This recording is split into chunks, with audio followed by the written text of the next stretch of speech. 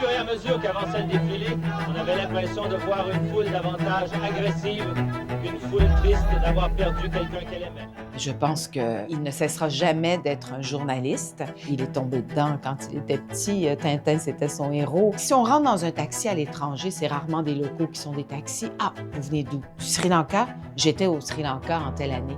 Donc, c'est sa curiosité qui fait qu'il ne cessera jamais de s'intéresser à l'actualité et à l'être humain. Jean-François Lépine nous parle de leurs inquiétudes dans le premier reportage d'une série sur la défense de l'Europe. Ceux qui se préoccupent de la défense de l'Europe s'inquiètent surtout de ce qu'on appellerait l'effet Gorbatchev. C'est ce phénomène étonnant qui fait que 75 des Allemands... Jeune professionnel, moi j'admirais ce que faisait Jean-François Lépine à l'écran de Radio-Canada. Il faut quand même savoir que ça a été l'un, sinon en langue française, le plus grand reporter à l'étranger que Radio-Canada ait jamais produit. Et donc, mon admiration pour Jean-François Lépine, ses reportages, je me souviens de la Chine, je me souviens du Moyen-Orient, entre autres, déjà, était marquant dans ma vie. Jean-François, c'est un journaliste. Il était étampé Radio-Canada, un grand reporter qui a fait le tour du monde, valeureux reporter. J'ai beaucoup d'admiration pour son travail journalistique. C'est quelqu'un que je considère comme étant un homme qui m'a beaucoup appris. Mon tout premier poste à Radio-Canada, quand je suis arrivée, c'était comme recherchiste à l'émission Le Point. Bonsoir et bienvenue au Point. Quand on voyage, on est souvent confronté à des situations extrêmes qui nous marquent. C'est ce qui nous est arrivé en septembre dernier à Calcutta. J'étais très intimidée parce que je connaissais sa carrière, je connaissais la personne. Jean-François, c'est quelqu'un qui peut avoir l'air aussi un peu dur, difficile, mais avec un grand cœur, qui est très généreux finalement, qui aime beaucoup avoir du plaisir, qui aime beaucoup rire, mais qui travaille aussi très fort. Je trouve qu'il a une capacité d'analyse et qui sait poser les bonnes questions. Et c'est quelqu'un, malgré son sérieux qu'il faut dans son métier, c'est quelqu'un qui communique très, très bien et c'est la base de la vie, la communication. En raison de son immense connaissance du mandarin, il a été un délégué général du Québec aussi, très, très efficace à Shanghai. Il a les yeux brillants d'un enfant de 8 ans.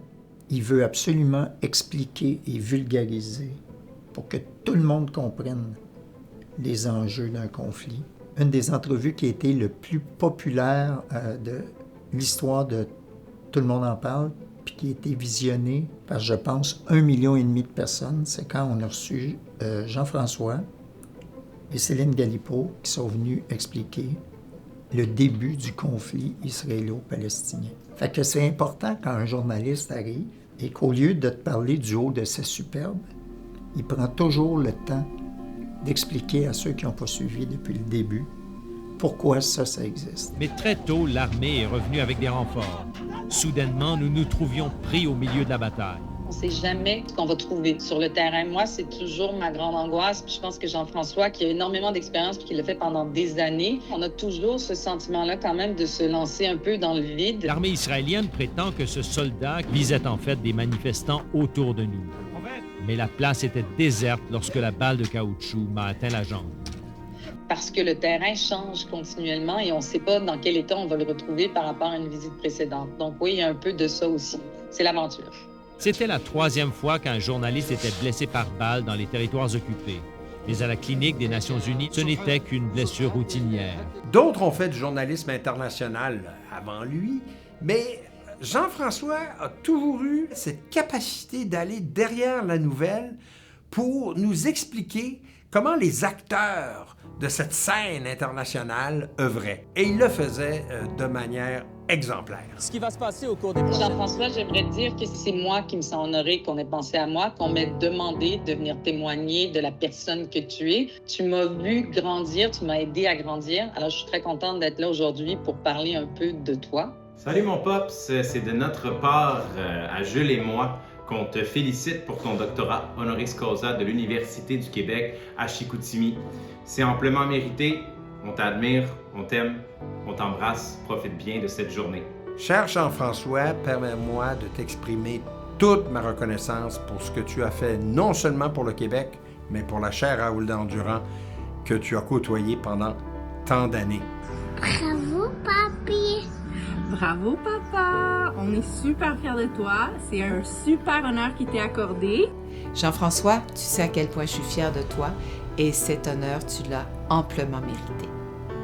Merci pour ton amitié à mon égard et l'aide que tu m'as donnée quand j'ai commencé à animer une émission controversée qui allait piger dans tous les sujets, même ceux de l'information.